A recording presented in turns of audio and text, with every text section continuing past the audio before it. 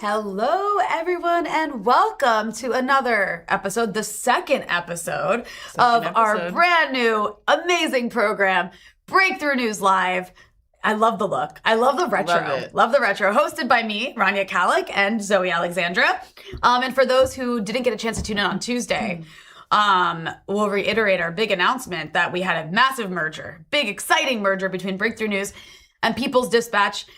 People's Dispatch, which Zoe heads up, is now a part of Breakthrough News. We have a new website, breakthroughnews.org, where you can go check out all our amazing reporting from on the ground across the globe, covering every content, amazing reporting and analysis from the people's perspective. And now we have this new program, Breakthrough News Live, hosted by me and Zoe, that you can tune into on Tuesdays and Thursdays at 12 p.m. Eastern Time. That's 7 p.m. Palestine time. And for the next several episodes, it's going to be available for everyone. So you can get a taste of what you're getting here at Breakthrough News Live. But relatively soon, we will be putting the live stream element of it behind the paywall for members. You can go become a member at breakthroughnews.org or at patreon.com/breakthroughnews for as little as $5 a month. And that way you'll be able to access the live stream as it plays, including all our excellent, hilarious, and insightful banter, if I do say so myself. But also, don't worry, all of the segments that we have on these live streams will still be put up as segments on our YouTube channel for free, available to everybody, because we, of course, don't want to put important information analysis behind a paywall where nobody can see it, because we're here to inform you about the reality of the world. But that said, we are an independent media outlet that is able to continue to grow and grow because of the support from our audience. So for those who are able to materially support us, we want to give you a perk. Yeah. So one of those perks is that you get to tune in as it plays live. And again, just reiterating, it will be available for everybody to see the segments that we do with guests. So I'm so glad for everyone who's tuning in today. We have such a great cast of guests and topics. We are going to be talking about the impact of the war in Iran on West Asia. Or South Asia, sorry. Wow. All we ever talk about is the impact on West Asia. So yes, we're shifting to a different part of Asia to a different part of Asia, which is actually the most impacted, I would say, economically by this horrific war in Iran. We're going to be speaking with the wonderful and brilliant Vijay Prashad. Then we're going to move on to U.S. primary elections, some surprises, some updates, some very exciting AIPAC fails. So we're going to be talking about a bit of the horse race with the wonderful Ryan Grimm from Drop Site News, who will also be talking to about the war powers resolution that Congresswoman Rashida Tlaib has introduced to stop U.S. support for the war in Lebanon that is being voted on today. Very, very exciting because it's gotten a lot of attention, probably the most amount of attention I've seen Lebanon get in Congress since this horrific war started. And then we're going to be moving on to the UK, speaking to Matt Kennard about the repression in the UK against dissenters and journalists, most recently with Cenk Uygur and Hassan Piker being banned from entering the country. But that's just the tip of the iceberg. Tip of the iceberg. And then we'll get to the South American elections. So we're really going to be going around the world today. Yeah. That's a lot to discuss. But before we get to our first story, because we've got our wonderful guest waiting for us, I want to remind you guys, you are watching our new program, Breakthrough News Live, with the new look. With me, Rania, Khalek, and Zoe Alexandra as your hosts. Go check out our glow up at breakthroughnews.org. Our website looks fantastic. You can go read all our articles there, and you can subscribe there both for free, which you should absolutely do, so you can receive updates about the amazing content we're putting out there. But you can also subscribe as a member and access awesome perks for as little as $5 a month, breakthroughnews.org. And for those of you who are patrons, you'll be getting all of that stuff as well at patreon.com/breakthroughnews. Nothing will change there. So a lot of exciting stuff going on here. Yeah. Lots. A lot of very exciting stuff. And with all that said, we are going to go to our first guest about the impact of the war in Iran being felt across the globe. Specifically in South Asia, you've got the U.S.-Israeli war in Iran triggering economic instability, rising energy costs, disruptions to fertilizer supplies, inflation, growing concerns about food and energy security, very, very serious issues. And this is a region of the world that is heavily dependent on oil and LNG that passes through the Strait of Hormuz. making it especially vulnerable to these escalations and the closure of that strait. For countries that are already struggling with debt and unemployment and inequality, the costs of this conflict are being passed directly on to ordinary people. So to discuss all of this, we are joined by Vijay Prashad, Executive Director of the Tricontinental Institute for Social Research. Vijay, welcome to Breakthrough News Live. It's your debut appearance on our new show. Well, firstly, congratulations on this great merger and acquisition. Not an official merger and acquisition. Just want to point that out. It is a joining of forces, but continue. Yes, of course. I congratulate you on your joining of forces. Thank you. And on this new show, congratulations. Breakthrough BT Live. Wow, VT great Live. name. VT Live. And we're so excited to have you on. Your analysis is really valuable to our audience. So, Vijay, why is South Asia so vulnerable to a conflict taking place thousands of miles away in the Persian Gulf? And what is it about the structure of the global economy and South Asia's place within it that makes countries like India and Pakistan and Bangladesh and Sri Lanka particularly exposed to a war on Iran? Well, it's not so far away because, in fact, Pakistan borders Iran, and they share a great deal of things together. I mean, there are populations that straddle the border: Pakistan, India, Afghanistan, Sri Lanka, Bangladesh, the countries that make up South Asia, reliant not only on energy from the Persian Gulf, not only reliant on energy from Iran and the Gulf Arab states, but also it's important to point out that in the Gulf Arab states, there are over 25 million people who work there. I mean, if you go to Qatar or you go to Dubai or Sharjah, any one of the Emirates, you will find very quickly that the Emirati or the Qatari or the Kuwaiti population is very small. Most of the labor in the Gulf Arab states are done by either South Asians or Filipinos and so on. Well, 25 million people not only work there, but they send crucial remittance payments back to their homelands, back to India, Pakistan, Bangladesh, Sri Lanka. And, as the instability deepens in the Gulf Arab states, they fear for their lives, of course, but also we may end up seeing a slowdown in remittance payments. So on the one side, you have an increase in the importance of the oil coming in, natural gas coming in, which is going to has already increased the price of food, but you also see the increase in the price of fertilizers, which is damaging long-term prospects in these countries for food. That means not only this year's food prices have gone up, but also importantly, next year and the following year's food prices will be high because fertilizer prices are high. So on the one side, you have risk to remittance flows, risk to the populations who are there from South Asia, worries within South Asia for family members who are in the Emirati states or in Kuwait, etc. That is one thing. But the other is long-term economic instability must not be, underappreciated. This is creating already a great deal of problem in all the Southern Asian countries, which already faced inflation risks. So, these are the two big issues. Of course, there are other issues that are important, such as diplomatic challenges and so on, particularly faced by India. But those are second-order problems in terms of what the masses of people are finding. Their family members at risk, remittances at risk, and on the other side, food and fuel prices will be high for years to come.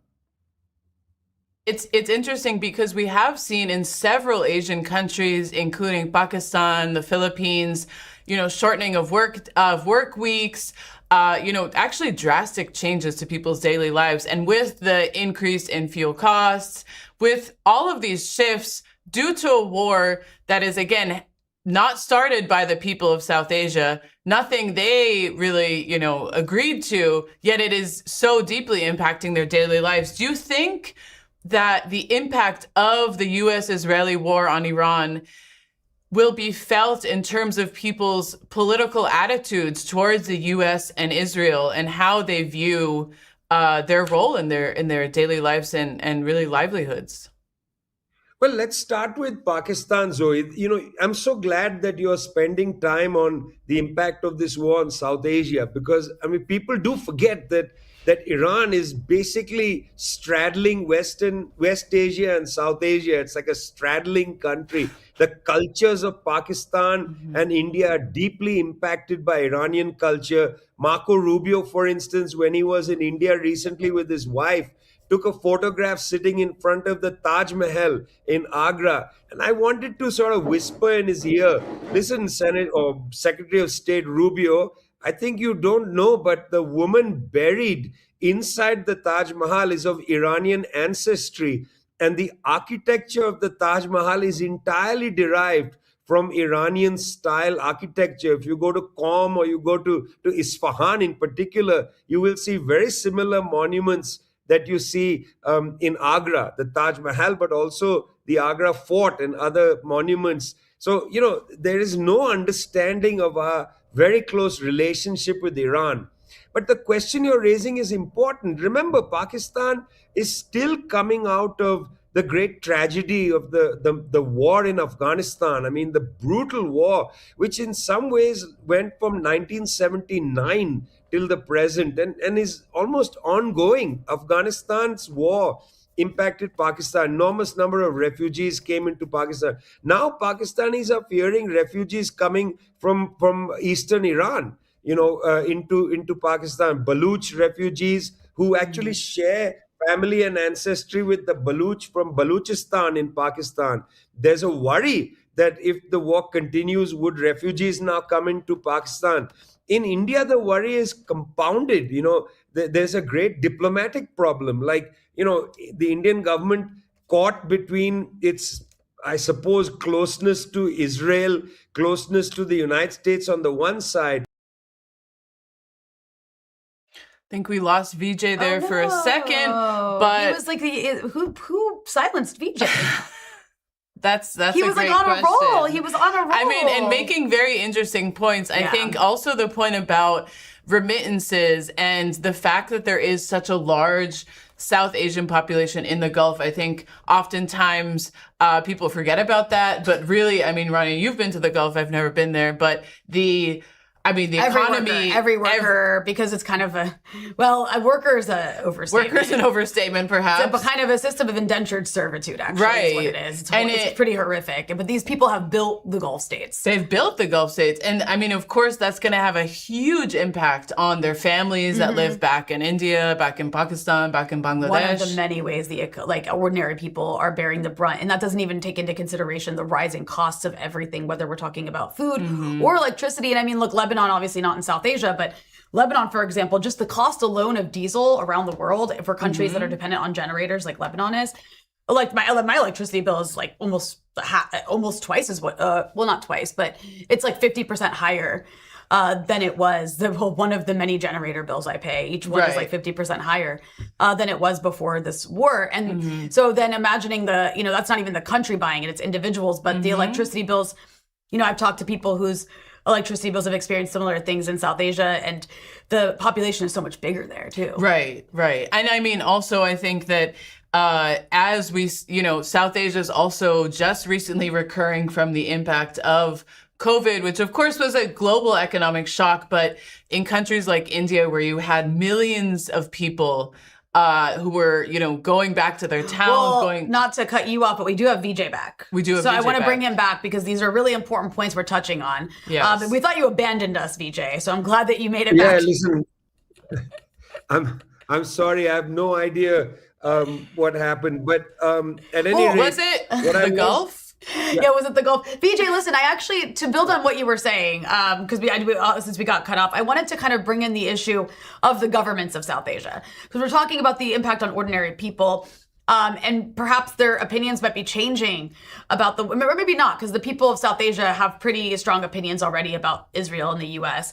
However, many of the governments in South Asia maintain these close ties with Washington, despite public opinion perhaps being far more critical of U.S. foreign policy. So do you think this war has widened the gap between those governments and Washington to some degree? And how are governments in the region trying to manage the tensions between their strategic relationships with the U.S. and the economic pain being experienced by their populations? Yeah, I mean, this is a very complicated issue. The first thing to point out is that, Pakistan has been playing a very, very important role mediating between the United States and Iran. And So do we think that Vijay's just accidentally clicking out of the chat? He's self-sabotaged. No, he would never.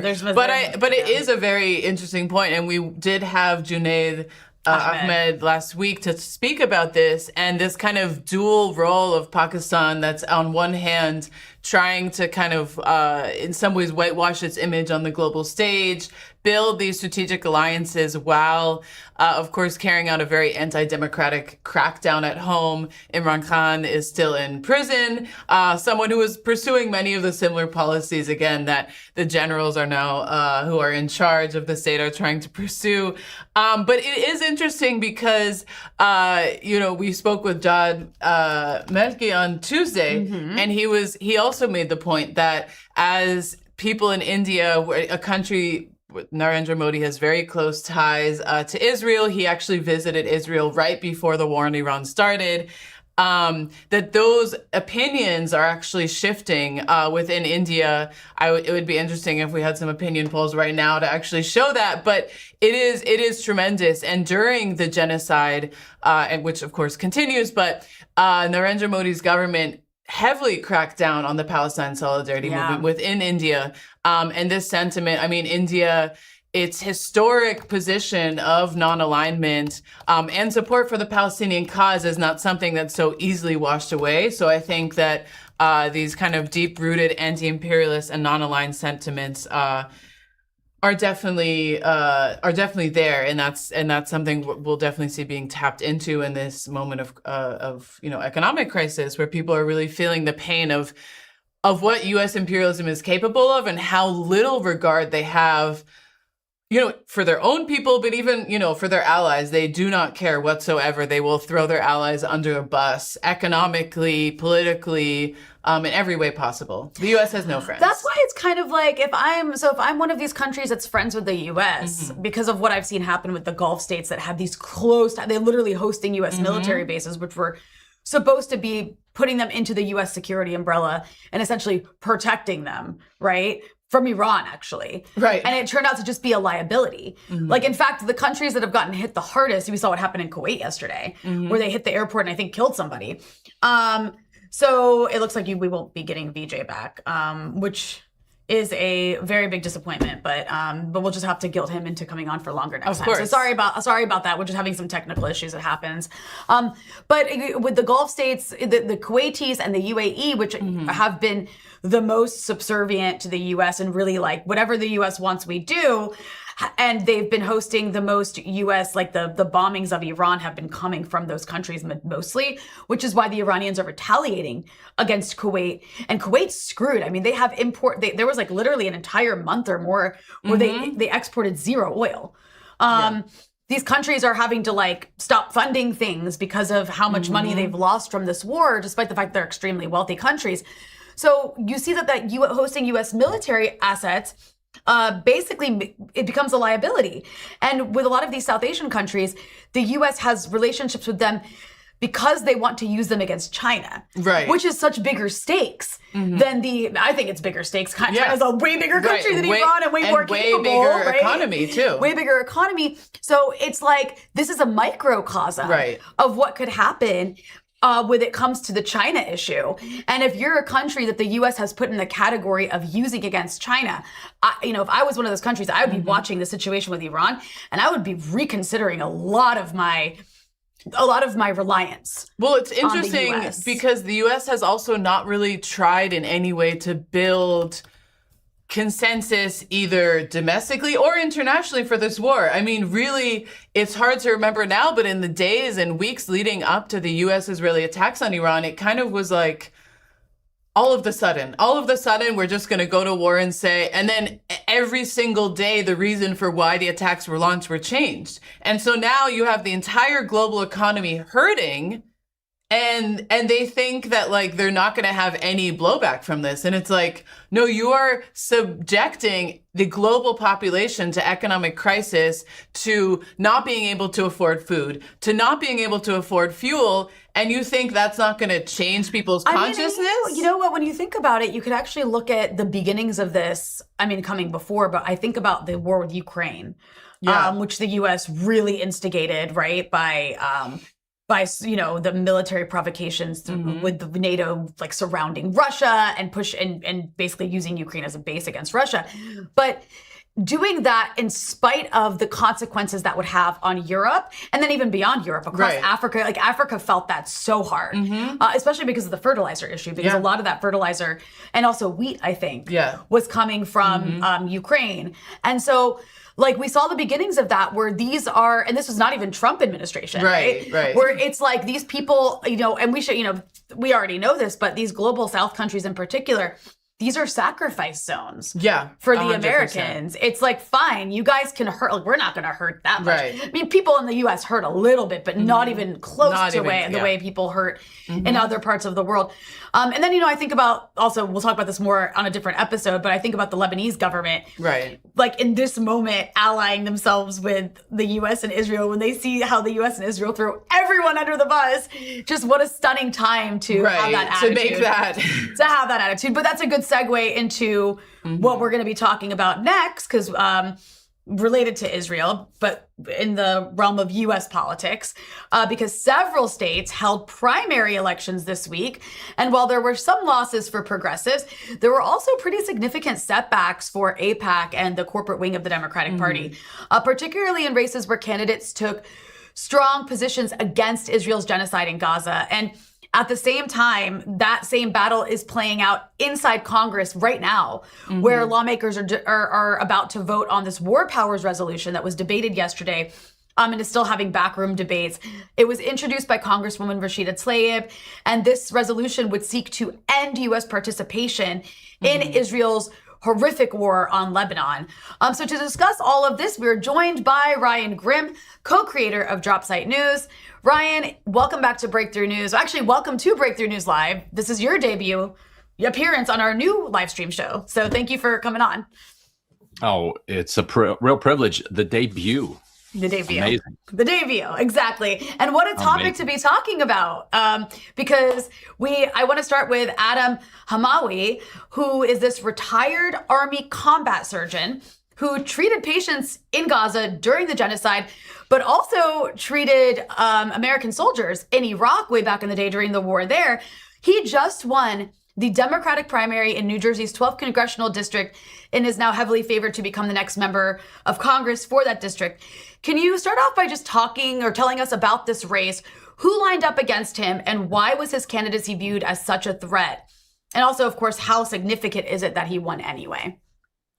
We are seeing kind of a pro-Israel crash out of epic proportions in the wake of this election result, to the point where AIPAC is now under serious fire for not, spending significantly. Some AIPAC donors got involved in a small way in this race, but AIPAC itself, through its super PAC, did not spend, and AIPAC did not funnel, secret money to other shell PACs to try to play in the race.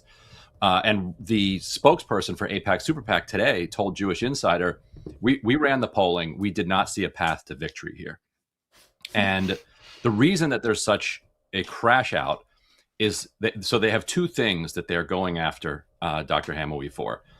One is that he was an acquaintance of the blind sheikh and actually did testify for the defense. Now, he testified just truthfully about having known this guy and gave his thoughts. It wasn't as if he was necessarily a character witness or anything. It's just they called him, asked him questions about it. You can read his testimony. He ended up being convicted. This is a guy who was involved with the planning or accused of planning the first, World Trade Center bombing, where they sent the truck into the garage there. So it's true that he knew him, and I asked him about that. I think he was on Breaking Points recently, and he said, look, he's like, the observant community in New York and New Jersey is fairly small in the 1990s, and everybody knew everybody, and I knew him. We were on a caravan together, like dozens of people that traveled from New York, I think, to Detroit for some event. And so, yeah, he's like, I knew him. The second thing that they're freaking out about is that as a med student in 1994, while he was in the reserves at this point, so he's already enlisted in the military at this point. In 1994, he went to the Bosnian mission and asked, what can I do about Milosevic's, unfolding genocide? And, as a doctor, as a medical student, and they said, here's an organization that is, that is vouched for by the United Nations. It's a U.S. Nonprofit in good standing, it's BIF. And so he goes there and spends 5 weeks kind of delivering medical aid and otherwise, acting as a medical volunteer. In 2002, it gets raided, and it comes out that bin Laden was funding some of this. And so what they're saying now is that he's Al Qaeda. Like, that's so a crazy little everywhere calling him Al Qaeda. First of all, like in 1994, 98 was the coal bombing and the Kenyan embassy attacks. That's when people first start to like understand who Al Qaeda even is. 1994, the CIA, which may or may not have been funding them at the time, Speaking of, would have known. But outside of the CIA, like a medical student wouldn't have any idea who it was. And also, it was being done secretly. It's not like if you show up and you're like, let me see the funding mechanism. It's a nonprofit, right? That in Bosnia was an ally of the United States, and they're facing a genocide. So he volunteered there. So that's what they have on him. He has spent his life since then in service, not just serving 20 plus years in the military, 8 years active duty as a combat surgeon, but volunteering as much as he can all around the world in these combat zones. The kind of, you've met these people. They're the kind of people that you're just kind of in awe of their courage and their level of humanity. Because it's just like, I'm just like, wow. Like you reflect on your own life, what you do. You feel good. You feel good when you do a little bit of volunteering in the neighborhood. And these people are like giving up their, comfortable lives. Like he's a plastic surgeon in New Jersey, and then just regularly going into these war zones. One of his rotations in Gaza, the Israeli military surrounded the hospital, blocked even water from getting in. And some of the Western doctors who were on his mission in his delegation were on IV drips, and they were not being allowed to leave. And finally, Tammy Duckworth, senator from Illinois, whose life he saved, and she also credits him with saving one of her arms with a new technique that he had learned recently in medical school. Otherwise, she would have been a triple amputee. So she speaks up, and she's like, "This army doctor who saved my life, you're going to kill him. That's intolerable. Like with our weapons." So they say, "Fine, we will let this medical mission leave." And he and two other doctors say no. Like most of them left. I think there was 20 in the mission. They said, "No, we're not leaving until a new rotation of medical workers is allowed back in, because that's what our colleagues here in the hospital are demanding, because they see that they are surrounded. And if the Western doctors leave, they're going to come in, they're going to torture and execute the medical staff and take them to the torture centers."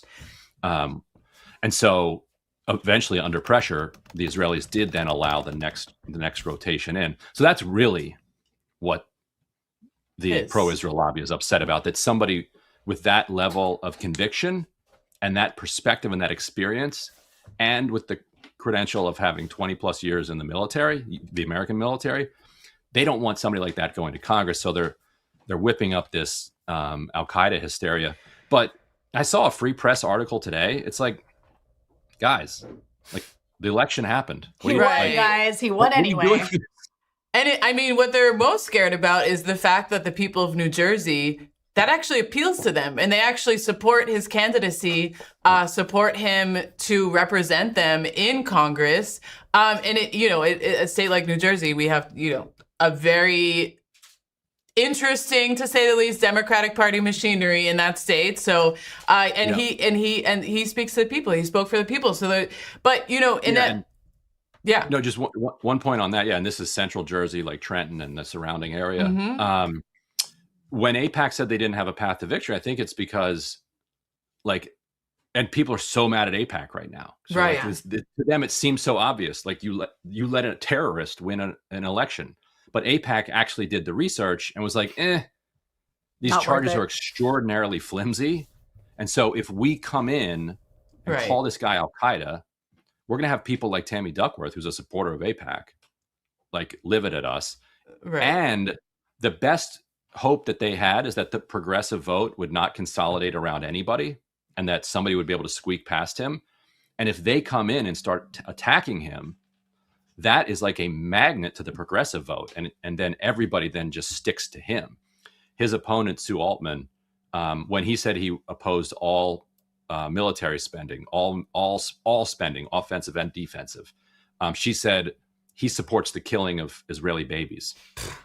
And that basically tanked her campaign. Right. So AIPAC's analysis that an attack on him over this, given his credentials, would have backfired and would have actually helped him, I think was correct. So AIPAC, I think, tactically looked at this race and there was like, we can't do anything here because their money is so toxic that they have to be very careful in how they spend it, because they can hurt people with attack ads. They can boost people with positive ads, but the spend itself has its own effect that they can't really do anything about because they don't really have they try to hide the money, but it's too hard to hide millions of dollars. Right. And I mean, what you're speaking to is, part of a larger national trend where AIPAC is increasingly seen as toxic, and Palestine actually has become a litmus test, even in the Democratic Party. And with the Michigan Senate race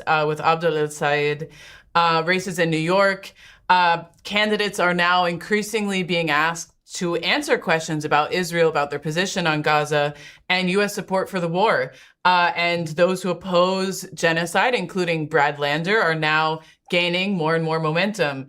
So has Israel, in a way, become a defining fault light inside Democratic politics? And how is this different from the Biden and Harris era, when the party leadership not only refused to acknowledge the opposition to genocide within its own base, but was actively every single day justifying genocide and fueling even more money to Israel's war machine?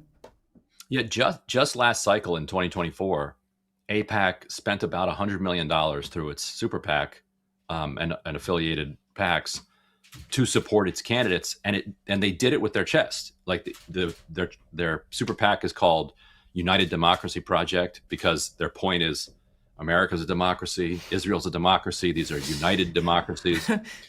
A democracy of a similar type, perhaps, which is barely a democracy. When they first named it that, I'm like, what are they talking about? United Democracy Project? And somebody explained it to me. I'm like, oh God, I don't think I ever would have figured that out. Yikes. Okay, that's what they mean. So, but that's their official super PAC. Like they are honest about it. Like that's how they spend completely legally. And they were willing to do it out in the open. This time they're not. And I think it's because, and we did a poll in the Michigan race among primary voters. And we asked one of these questions where you say, do you agree or disagree with this statement? And the statement was basically like, if a candidate will not stand up to AIPAC, then I don't trust them to fight for me on other issues. So, is AIPAC a proxy for you for other things? And even moderate voters, something like 60+% said that. Progressives, It was like through the roof. Liberals or whatever, is like 70+. Like everybody was like, yes. And I think that it's because the issue is one where there's really no electoral gain anymore. Like there's no public push for you to be pro-genocide. Like there's no voting base out there that really wants you to do that. The only reason you would do it is there's money for you if you do it and money against you if you don't. And so people then look at that and they say, all right, if they're willing to sell out on that for no voting gain, only financing, then of course they're going to do the same when it comes to health insurance companies, when it comes to the banks, when it comes to crypto, when it comes to data center, AI money coming in. If they're willing to stand up to that and take the attacks that are coming from the press, from the super PACs, from the political establishment, then people are like, okay, this is somebody who, whether I even make this my top issue or not, this is somebody that's going to fight for me. And that was the thing that I think confused the Harris campaign, because legitimately, when you ask people, what are your top issues? Affordability, healthcare, schools, public safety, crime, and then eventually you get to, Israel-Palestine for some people. Some people, it's their top issue, but that is let's just be honest, that's like a very small subset of the population. And so the Harris campaign looked at that and they're like, this is not a top issue for people. We can be on the side of genocide here and people won't like it, but it's not a top issue. So we're going to be okay. But yes, it's not the top issue for them, but it's an issue that decides all the others. So let's say your top issue is, say, affordability or healthcare. They don't think that you're going to fight for them on affordability, right? Or fight for them on fighting the insurance companies if you won't fight on this other issue. So I think that's why it's becoming such a proxy. And then there's a dishonesty question, like you saw this in Philadelphia, where the candidate's saying, a candidate who said that the G word is like the N word. I actually didn't see that. That's crazy. It's crazy. She's like, it offends some people, just like the N word offends people. That's so offensive. Like that's incredibly offensive. Wow. And then it turned out that she's using this super PAC that's an AIPAC pass-through, it has been an AIPAC pass-through, is spending millions to elect her when she had sworn off she wouldn't take any AIPAC money. Amazing. So then it's not just that issue, it's a question of integrity as well. Yeah. It's so interesting. I'm just imagining the people sitting around like a boardroom table being like, here's the zinger. We compare the G word to the N word. I'm thinking that's a smart idea. I'm going to guess she came up with that on her own. I don't know if that got possible. Maybe it wasn't focus group. Maybe that's why she went through with it. It wasn't focus group. It was not. But I guess this is also before we let you go here. It's interesting. So she was a well-regarded physician, still is, right. Pediatrician, and was highly regarded in Philadelphia for her work during COVID. Very smart woman. And I think what happened is she sat down, had a private meeting, and there's been some reporting around this, with pro-Israel folks in the area, and they were just incredibly emotional to her about their feelings about the word genocide. Yeah. Right. Mm-hmm. And I think that meeting really resonated with her. Then she then reproduced that emotion publicly, and the public was like, what are you talking about? Well, I gotta say, when I'm sitting in Beirut hoping, the Russian roulette of Israeli bombs doesn't impact me, the first thing on my mind is the feelings of those people. I just want to make sure they feel okay, right? But before we let you go here, Ryan, I wanna ask you about the War Powers resolution that Rashida Tlaib introduced that's being voted on. I'm not sure if it's even maybe as we speak or very, very soon. To come up today. Yeah, it's supposed to come up this afternoon. This is kind of a part of the same battle I think we're seeing in the primaries. Where, Rashida's asking for Congress to vote to basically stop U.S. intelligence sharing and military support for Israel's war on Lebanon. And I know you were tweeting about it yesterday, that Axios article, and there's been a few articles since showing that Democratic leadership is pretty furious that this resolution's going forward. They're arguing it would undermine efforts against Hezbollah. But then at the same time, many Democrats are reluctant to go on the record defending a war that has killed over 3,400 people and that has displaced over 1 million Lebanese, basically like occupying a huge portion of the South, killing, like we see in Gaza, killing medics and killing babies and intentionally assassinating journalists. So, I want you, if you could tell us maybe what are the battle lines inside Congress here? And even if this resolution doesn't become, well, not law because it's not binding, but even if it doesn't pass, does forcing members to take a position on this have political significance? Yes. Trump, in both the first term and this term, has shown actual surprising responsiveness to war powers resolution votes. Like, for instance, in the first Trump term, when Congress passed a war powers vote that insisted on, basically ending U.S. refueling for Saudi bombs, and he vetoed it. But then he ended the refueling. Like, they've had like material like implications on the ground, and they work very hard to stop them.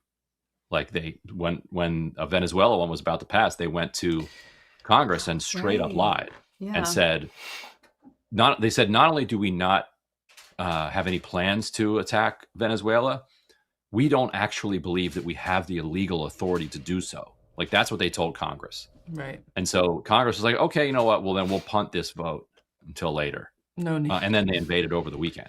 Like, they knew they were going to do it, and they one of the more aggressive lies. Like, lies are told every minute of the day in Washington, but that was one of the more aggressive ones. Like to say, we believe it would be criminal for us to do the thing that we are currently planning on doing like 48 hours from now is pretty over the top. But so that's the extent to which they will go to try to squash these things. Meeks and Jeffries have been trying to get Rashida Tlaib to pull this and push it, but it wouldn't come for another month or so. And so, she's insisting on going forward with it. They're trying to say, if you do this, then our embassy security would have to leave. And she's like, no, like, read the thing. That's not what it says, guys. Read what it says. Read the words. Is your embassy security participating in ethnic cleansing? Because if so, then maybe they should leave. But those are something we don't know. I hope they're not. I hope they're not. Actually just guarding the embassy at the front door or whatever. We'll see. Yeah, we'll see. Well, listen, Ryan, we really, really appreciate your analysis on all this stuff. You're doing great work over there at Drop Site, and hope to have you back on soon. Thank you so much for joining us. Yeah, great to be on this new stream. Yeah, thank you. Thank you. So we're gonna keep moving forward here, and before we go to our next guest, Zoe, I wanted to remind people to please make sure you like the show. Smash that like button, you guys.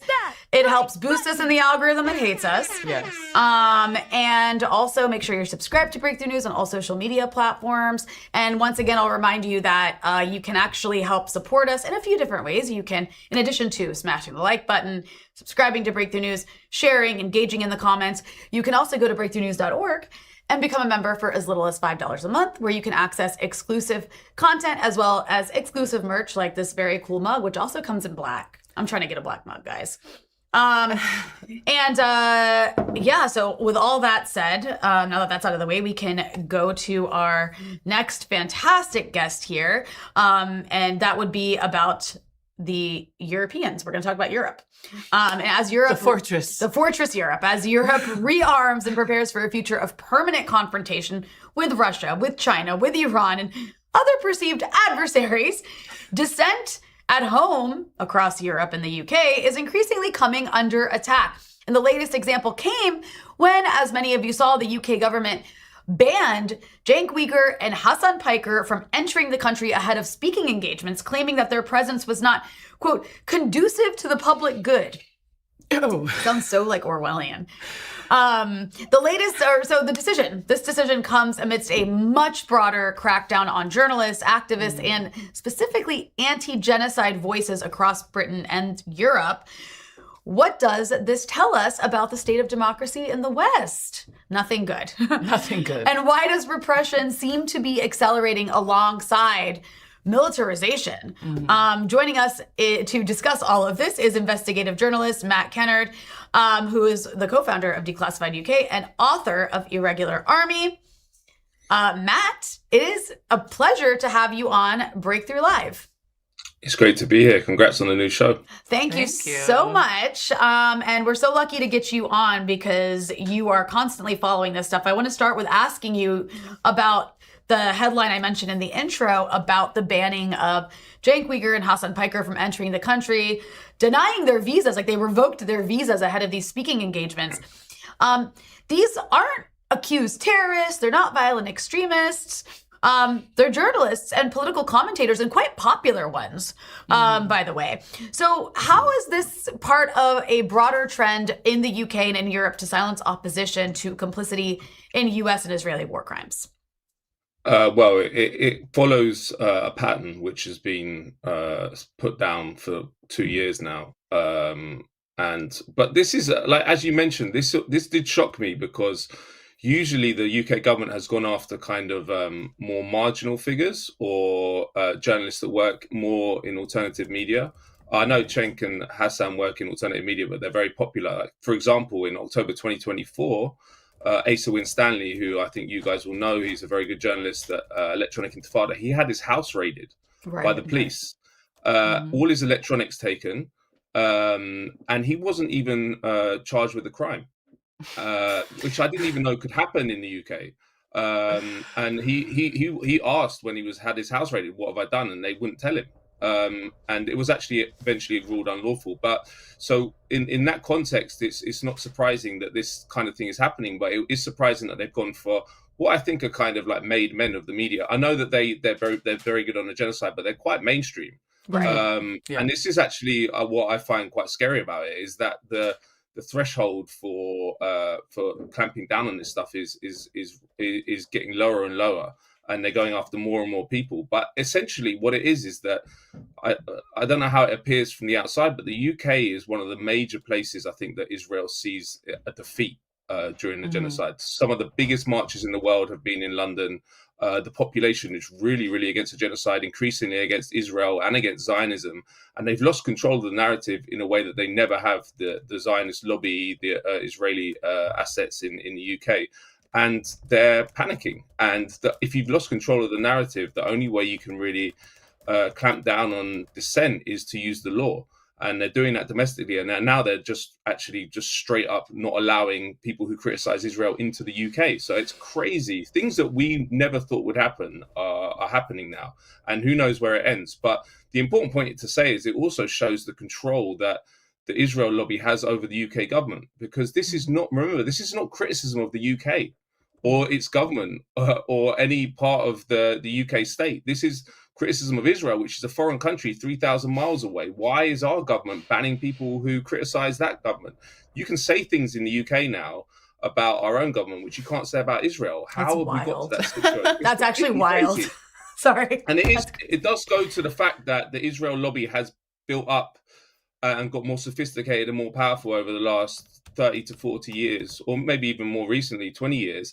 And actually, if you look at why the UK government did it, a lot of these Israel lobby groups were pushing for Hassan and Cenk to be banned before it happened. And it's undoubtedly the UK government responded to that pressure from Israel lobby groups. And the interesting thing about the Israel lobby in the UK, and I think this applies actually across the Western world, is that some of these groups explicitly have Israel in their title, like AIPAC or Labour Friends of Israel, but many of them just call themselves Jewish communal groups.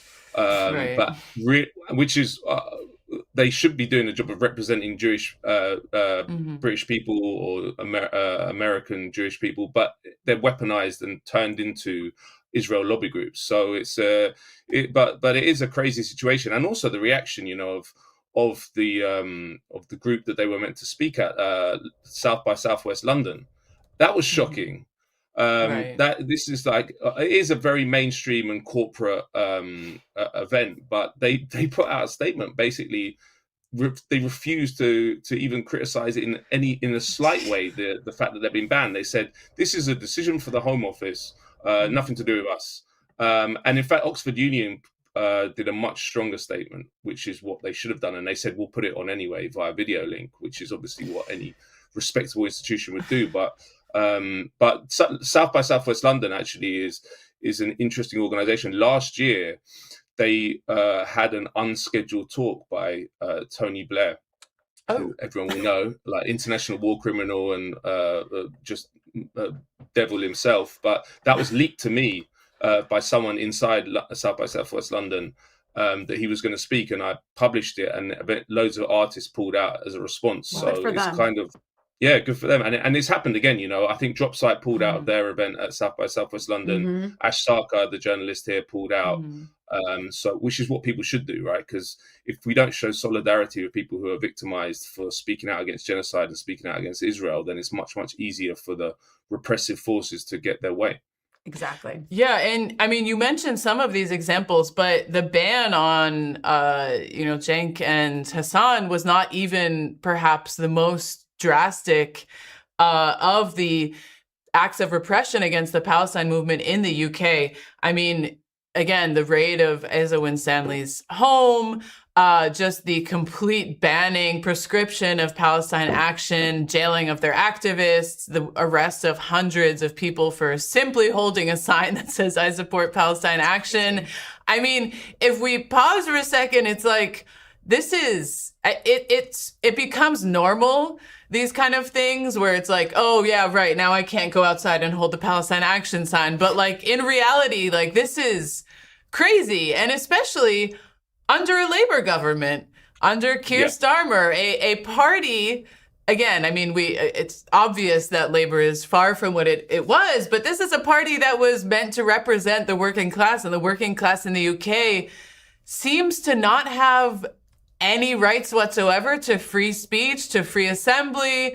I mean, what do you, I mean, I know you're saying it's to really, the Israel lobby has played such a big role in this, but what does this say about state repression against other movements in the UK, the ability to even have rights?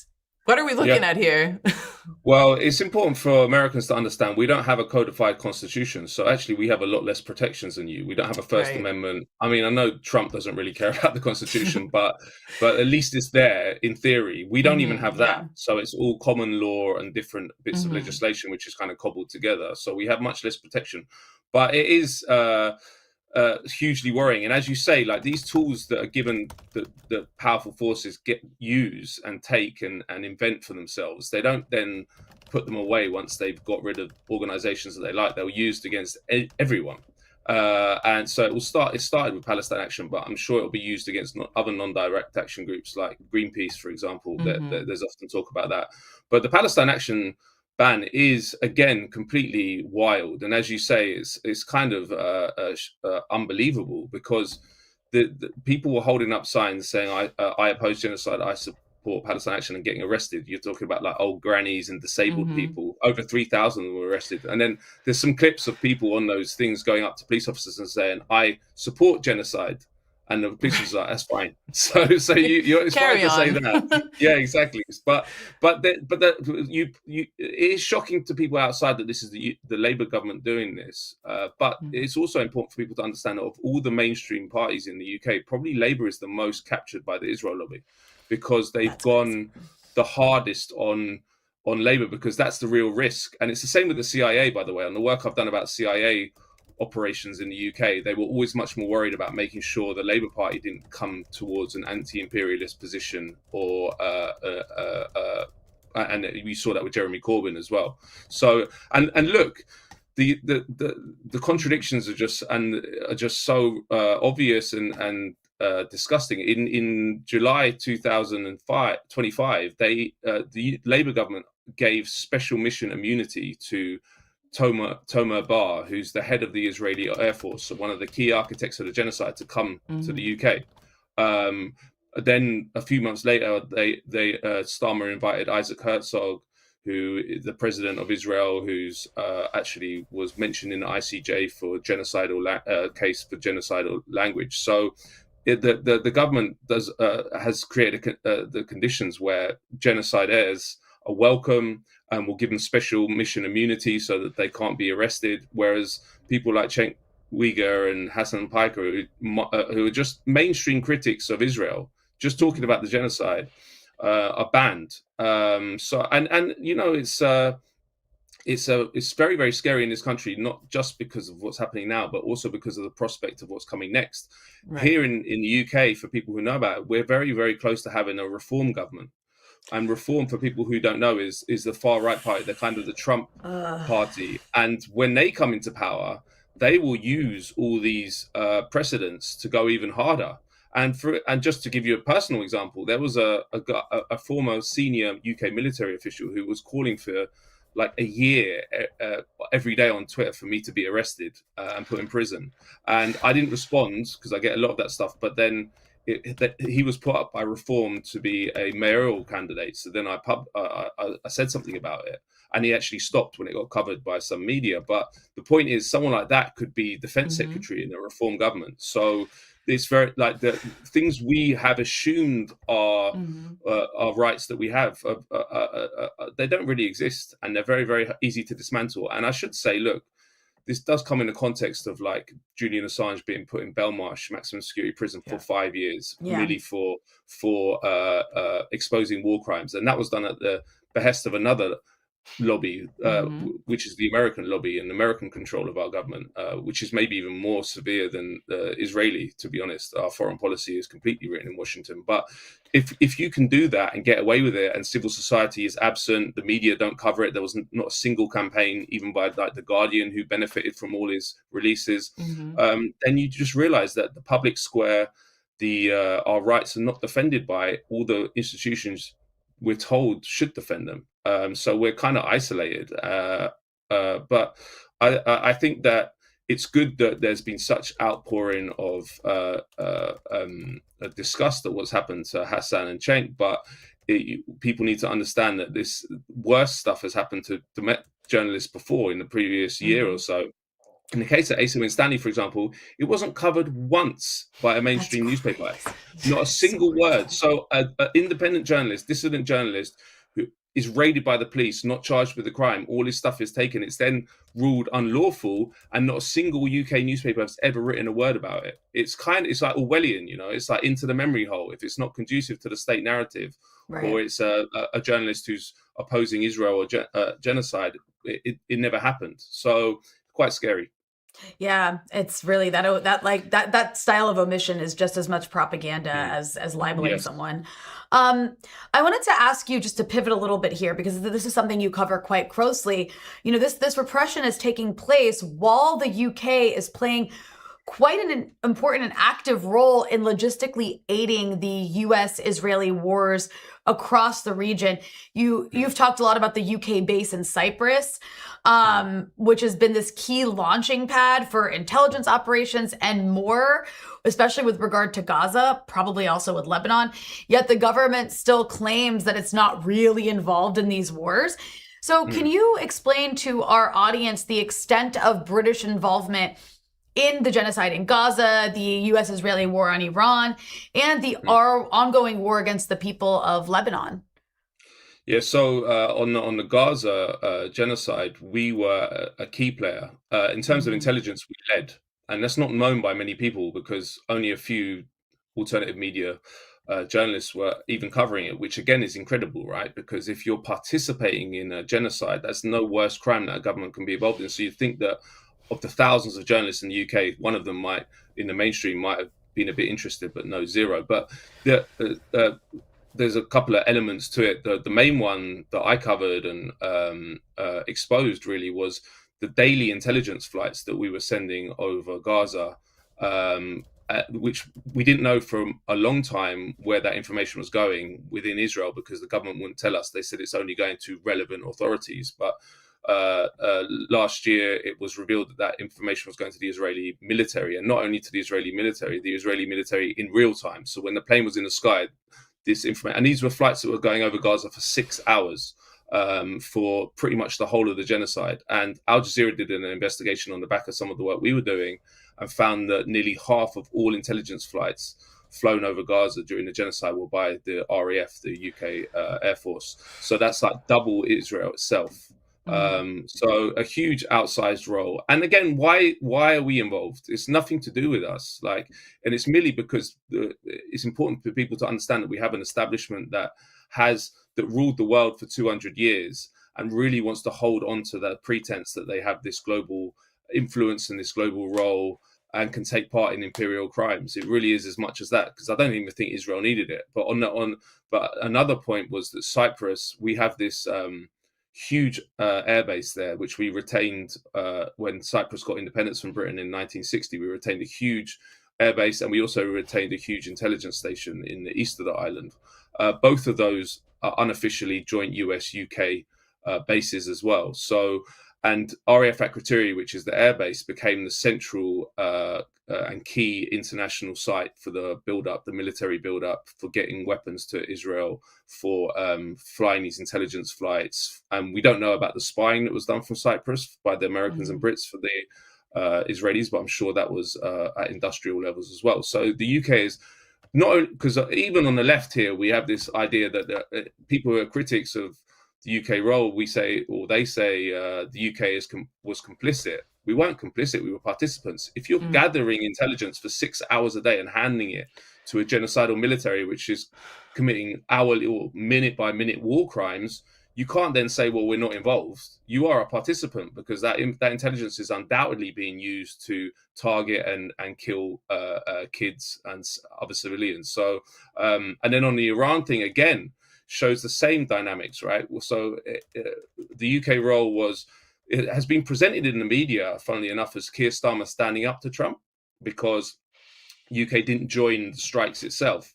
But the timeline is interesting. So originally, Keir Starmer said that the US can't use UK bases to bomb Iran.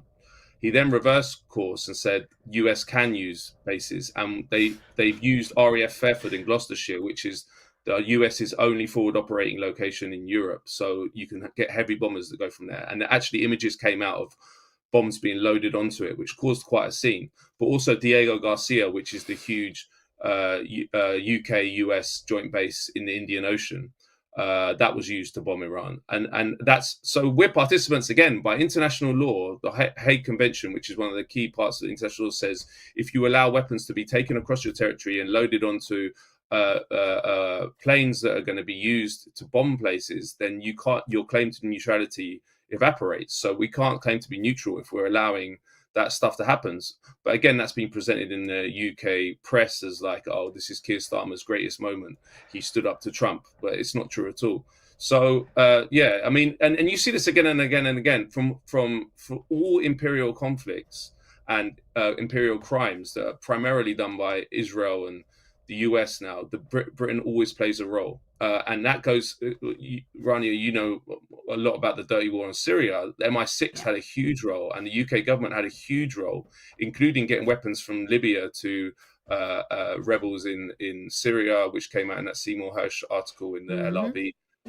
So yeah, we're deeply embedded, and again, this is a bipartisan thing. It doesn't matter if it's the Tories or Labour in Number 10. The same shit happens. This is kind of an area of the state that you can't look at, and we're not allowed to look at, and most people don't even know about it. I'll just finish with this as well. We got SAS, which is the special forces. In the last 10 years, they've fought 7 secret wars that no one in the UK even knows about. So from Somalia to Syria to Iraq. And then, sorry, I'll finish with Lebanon, because you mentioned Lebanon as well. So I found that a protector drone, which is a weaponized drone, went from Cyprus over Lebanon at the time and was circling at the time of the April 8th massacre when they dropped. I take that especially personally, because I was there that day and it was the most terrifying day of my life. They dropped they hit 100 targets in 10 minutes or something, and it was 160 bombs in 10 minutes. Yep. Exactly, and I don't know, it was over 300 people died, but that sounds like a conservative estimate. But anyway, there was one attack in Baalbek which killed 118 people, and this drone was circling just around Baalbek. Interesting. So, and okay. Again, I published that on Twitter, which is the way I get out information these days. But not a single mainstream media outlet picked that up. It was picked up by Middle East Eye and Novara Media, but nothing mainstream. Again, you would think maybe in the context of this Spy for Israel program, which we ran for 2 years over Gaza, they might be interested that we happened to have a drone in the sky when Lebanon was getting smashed up by the Israelis. But nothing. So they're complicit. I think those journalists are complicit because 100%. if they expose this, or at least not even expose it, if they just covered it when it was exposed, then pressure would build on the government to stop these imperial crimes and stop being involved in all this savagery around the world. Well, that's a good reminder to everyone who's watching right now to follow Matt Kennard on Twitter, because truly you are doing such incredible and groundbreaking work. I mean, again, revealing the UK participation, not even complicity, I think is so important. But we're not letting you go yet, because we've one more question for you. Just pulling back a little bit from the UK, we know that the pattern seen in the UK of repression of free speech, arrest of activists, banning of activist groups, is not limited to the UK. And in Germany, I mean, we could say it's even worse. You can't say from the river to the sea, you will get arrested. Numerous pro-Palestine groups have been banned. There's, week after week, clips of the police just brutalizing anyone who goes out to a Palestine protest. People have lost their jobs for merely, expressing disgust with the genocide. So, and this is all taking place as Europe is launching this very ambitious Rearm Europe plan. Like, we must militarize. We are going to meet the NATO threshold of 5%, not even 2%, but we want to spend 5% of our GDP buying more weapons, being ready for the enemy of Russia and China. So, I mean, what do you make of this? It does seem in a lot of ways that Palestine is kind of a test case for Europe to just begin mass repression and crackdown on anyone that is dissenting in any way to this militarization plan and Europe's participation in crimes abroad currently. But what does it really portend for the future? Yeah, well, I think that I don't think it's overblown to say that we are very much at risk of fascism. And, we had fascism in the most brutal fashion in this continent with the Nazis and Mussolini.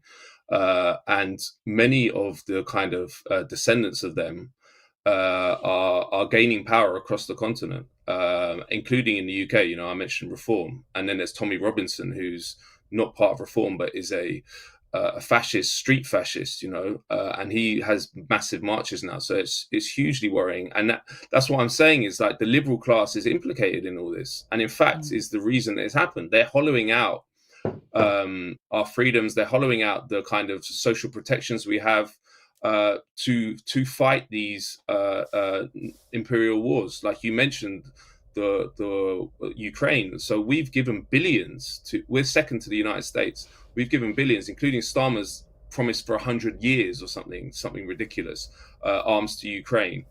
Meanwhile, they've slashed payments to disabled people. So what the disabled people have come under the biggest attack they've possibly ever come under a Labour government. So we're literally shifting money into the pockets of arms companies and making and actually probably killing disabled people. So what Lenin called social murder. So and I think that is a part of the same trend, and the center has congealed. So there's no debate within the mainstream parties about these issues like Ukraine or the genocide in Gaza, for example. The Labour, Tories, and Reform all extremely pro-Israel, and they vie with each other to who can be the most pro-Israel. And the only party that's not like that is the Green Party. And then the Green Party, luckily, has a new charismatic leader who is actually putting forward radical policies, which is vital, because there's a lot, as we mentioned, there's a lot of disgust and upset about the way things are going, but there hasn't been a vehicle for a long time for people to go, and Zach Polanski has made the Green Party that vehicle. So it's very, very important. But we know from history that the establishment, the financial elites will always choose fascism over socialism, and that's what you're seeing. I actually think that in the case of the UK, the best thing for the establishment would have been for them to actually have Jeremy Corbyn become prime minister, because his program was a mild social democrat program. It was like Bernie Sanders style. It wasn't radical, but it would have actually solved some of the problems and some of the unrest, and allowed the liberal system to tick along for a bit longer. But they smashed him to pieces, and then they opened the door for people like Farage and Tommy Robinson. So yeah, I think my personal take is it's super dangerous. And I mean, you guys in the States, you have the Trump, I don't think it's outrageous to say he's a fascist, or at least his movement is fascistic, and his actions are. And we're at an unprecedented stage where they're using the US military in a much more they've always done awful things, but it's much more blatant now. I mean, in some ways I respect that. That's one of the few things I respect about Trump, is that when he goes into Venezuela and he kidnaps the president, like previous presidents, even Republican and Democrat, would have niced it up and used legalistic language to cover up state terrorism, whereas he's just like, oh, we're going in, we're going to take all the oil, our companies are going to get really rich, and this is how much oil is already on its way to the United States. So, but it's like mask off time. And obviously, in the case of Trump, he is the head of the most powerful country in history. So, when you have someone like that and a movement that put him into power, that when you talk about that kind of power, it's hugely worrying for everyone in the world. And Europe is going the same way. And the only way we really fight back is to have a real alternative, and not allow it to be smashed by the establishment. But the establishment here, establishment in the United States, the establishment in Europe, they're like absolute veterans at smashing any kind of independent anti-imperialist movement on the left. So it's quite hard to build one. I mean, we've never, apart from Tsipras in Greece, post-Second World War, we've not had a radical left government in any European country, which is quite amazing. And of course, that's not just a coincidence. That's the residue of the Truman Doctrine, and the fact that the CIA and other intelligence agencies have been all over the continent, making sure that independent anti-imperialist left can never get anywhere in terms of the democratic system. You on so we can remind people of that really not very well-known history. It's not so much history actually still happening. Matt Kennard, thank you so much for joining us to break all this down. Really excited to get you on this program and hope to have you back on soon. Yeah, and congrats. It's very important. Like we're alternative media is the reason that things are changing, I think, at the societal level, maybe not on the establishment level, but so it's super exciting that you've got your new show, and hopefully there'll be other stuff like that happening across the US and the UK. Couldn't agree more. Thank you so much, Matt. And on that note, Zoe, I do want to remind our audience to smash that like button. Helps boost us in the algorithm. In addition to that, we are an independent alternative media outlet, as Matt was saying. Therefore, because we don't get money from Lockheed Martin or Larry Ellison, we rely on our audience so that we can keep bringing you programs like this and the excellent journalism we have that you can go check out at breakthroughnews.org. And you can help support that endeavor by becoming a paid member at breakthroughnews.org. I know some of you are already patrons. You can stay on Patreon, continue to be a member there, or you can go to breakthroughnews.org, become a member there. But either way, you can still access all the exclusive content you get. And Zoe, you have an announcement about, before we move on to the next topic, do you have an announcement about? Yes. So we brought this up last episode, that we are offering an exclusive one-time only offer for all of our dedicated viewers. We know that change is hard, and so we want to provide a year-long option for all of our dedicated BT Live viewers to access the live stream and all of our other subscriber level content free for 1 year. Just for you, viewer who's watching right now, because as soon as this stream is over, the offer expires. And so don't worry, we're going to talk a lot about our next topic, so you have time. But if you are watching right now, we have sent the link. You can click this link or copy and paste it. Open another tab. Do not close this tab. Yes. Open another tab.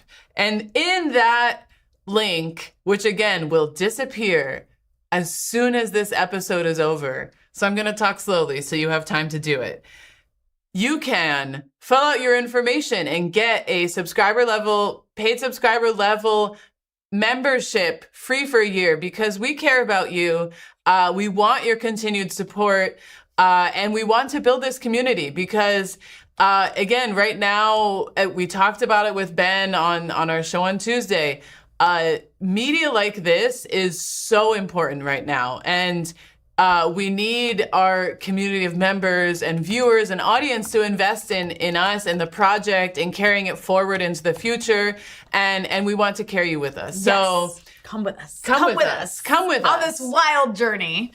Subscribe for free. Give $5 a month. Sacrifice that oat milk latte. I know I have. I use 2% milk. Sorry. Well, sorry.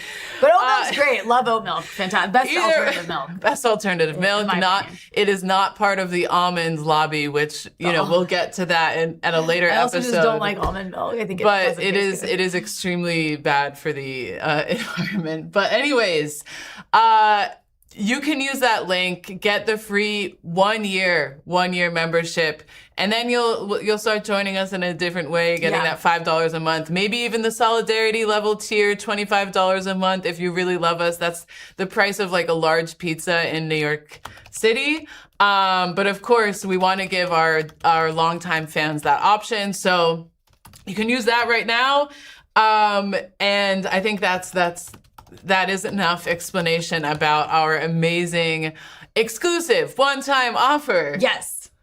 Do it, guys. Do it, guys. Do it. Do it. It's a great offer. It is a great offer. Maybe I should do it so that I can access the things that I can't right now, because I'm not a member. I provide the content, but I can't see it all. On that note, Zoe, before we close here, I wanted to ask you if you could update our audience on some very important developments with regard to upcoming elections in Colombia and upcoming elections in Peru. Yes. So, lots happening in South America. I will start with the most upcoming, which is this Sunday. This Sunday, very soon. Yeah, we're all about chronological order. The people of Peru will go to the polls in very interesting elections. These elections come amid a very unstable political moment in Peru. For those that have been following my work at People's Dispatch and all of our works at the People's Dispatch team, we have been following the situation in Peru very closely.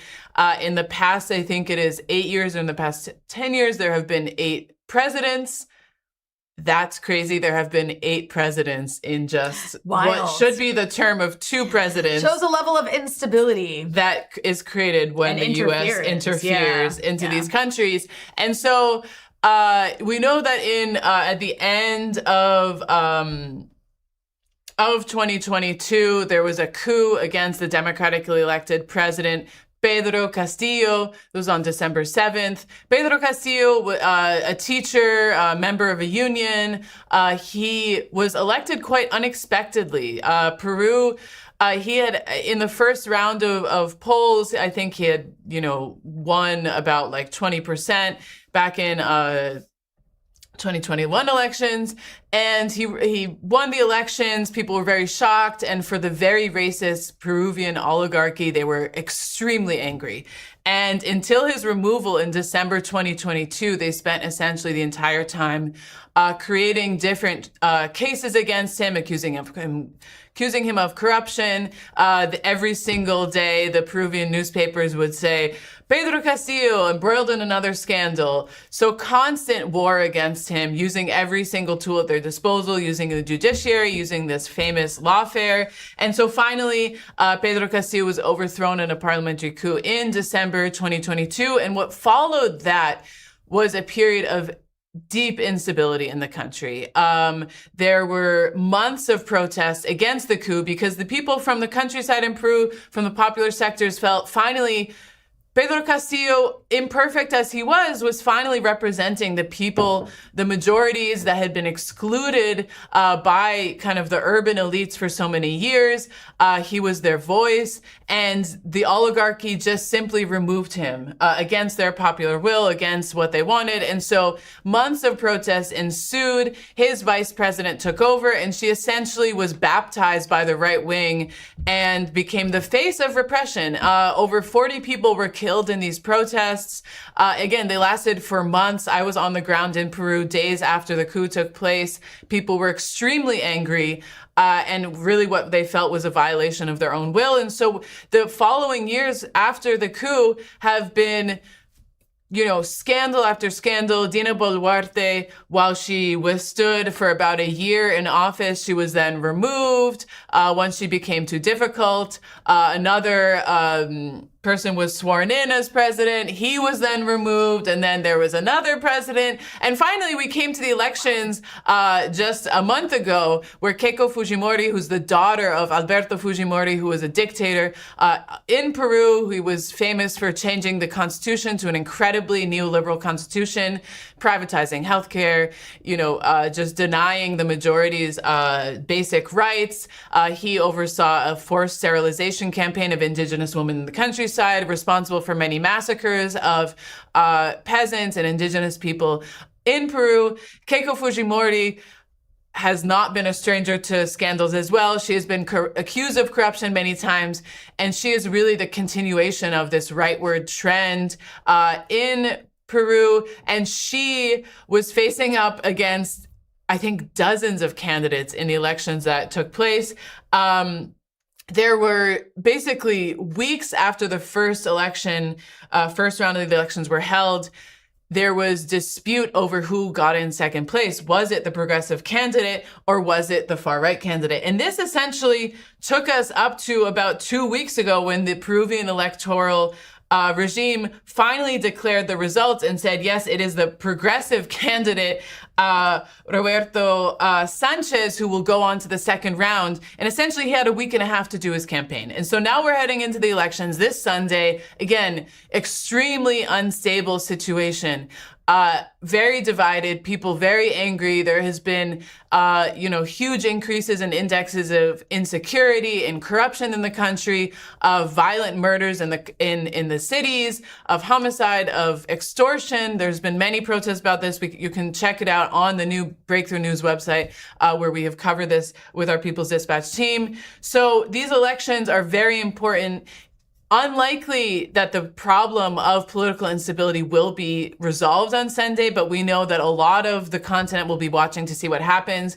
If Keiko Fujimori, who again is a continuation of this Fujimorista dictatorial past, wins, it will mean a hard swing to the right wing. And I mean, Peru has very important ties with China. Will those be shifted? How will Donald Trump interact with the new government? That all remains to be seen. Meanwhile, Roberto Sanchez pledges to free Pedro Castillo, who has been in prison since December 2022. So very important elections there. With that, I'll move on to the other story, which is Colombia. Elections took place there on Sunday. Very, very important. Colombia had its first progressive president, which was Gustavo Petro, who won in the elections again 4 years ago. He has been presiding over Colombia for the past 4 years, but in Colombia, you cannot run again.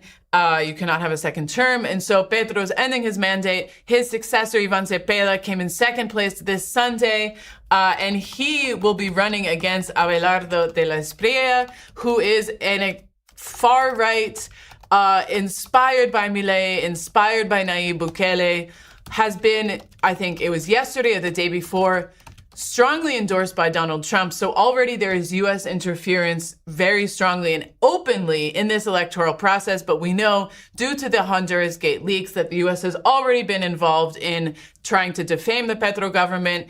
And there's already allegations about the rapid count system and involvement of different, perhaps U.S. and Israeli companies and that. Yeah. So there's a lot at play in this electoral process. Now Iván Cepeda and Abelardo will have several weeks before the next round of the elections, where they will face off to see who will be the next president of Colombia. Iván Cepeda is an extremely important figure in Colombian politics. He is the son of someone who was massacred who was killed, assassinated by paramilitaries. He is a human rights defender. He is the founder of the movement of victims of state violence. Great. I like this guy. He's a great person. I've seen him speak many times. I mean, he really has the support of the masses. There have been protests every single night since Sunday, rejecting what could be a far-right president, Abelardo de la Espriella, and expressing their support for Iván Cepeda. So it is going to be a very intense couple of weeks in Colombia leading up to the second round. And we will, of course, be following that. And so you can find out more on our website, breakthroughnews.org, where we already have several articles about these elections. And we, of course, will be following in the coming weeks. That's a lot. No, Zoe, you're like an encyclopedia when it comes to political developments across Latin America. You've spent so much time reporting from there. You've lived in various countries. You spent a long time in Colombia, for example. So you know it very well. So can't think of anyone better to break all this down and to do it so eloquently and without taking a breath. Well done. Well done. So we're so lucky to have so much knowledge here at Breakthrough News. And with that, I want to remind everybody once again to make sure that you smash that like button. It helps boost us in the algorithm. Make sure you're subscribed to Breakthrough News. Make sure you're following us on all social media platforms at BT Newsroom. Hopefully you're loving the new program BT Live as much as I am, as much as Zoe is. And if you do love it, please consider becoming a supporter monetarily if you aren't already by going to breakthroughnews.org. You can hit the subscribe button. There's many different options for how to support, and it will give you access to exclusive content as well as exclusive merch. For those of you who are already paying members on Patreon, don't worry, nothing will get taken away from you. You'll still get access to everything we have coming. Thank you for joining us this week for the premiere of this program. Luckily this week I'm in person. I'm not always in person, as you know, because I am based in Lebanon, but I happen to be here in New York this week. So it was very exciting to get to sit next to my colleague and bestie, Zoe Alexandra. And with that, any final words from you, Zoe? Stay tuned. Yeah. Share the new website, share this live stream, support our work, tell us what you want us to cover. You can drop that in the chat. I should remind you guys, when we start putting the live stream itself behind the paywall for members, again, that doesn't mean you won't get to see the show. It just means the segments will come out free on YouTube later, but the live itself will be for paying members. You will get to participate in a member Q&A once a week. Oh, yeah. Which that means you get access to Zoe and I. You can ask us questions. What color is Rania's hair? What color is my hair? It's many colors. But today it is curly. For those of you who tuned in on Tuesday, I asked you, do you like it better curly or straight? This is my natural hair. It's beautiful. Yeah, I'm a big fan of the curls. It's fun. So anyways, all that said. Well, people might have questions about it, so you'll be able to ask those. Maybe we'll do special behind paywall segments on we're floating the idea of, breakup, I won't have much to say about helping fashion. People through their breakups, exercise and nutrition, which anyone who follows me on social media knows I'm like a huge exercise fanatic. And I actually have a degree in it. Yeah, actually, that's something she will explain her degree. And I can explain my exclusive to you member that Q&A. I never used, but paid student loans for. Well, anyways, all that's to say, we have so much to discuss for members only, and if you want to be able to, including also geopolitical thoughts and analysis, that we'll just respond to your questions on those. But if that sounds exciting or fun to you, consider becoming a paying member and you'll get access to that once we roll that out in the coming weeks. So thank you for everyone who tuned in today. Have a fantastic weekend, and we will be back on Tuesday, 12 p.m. Eastern time. See you there.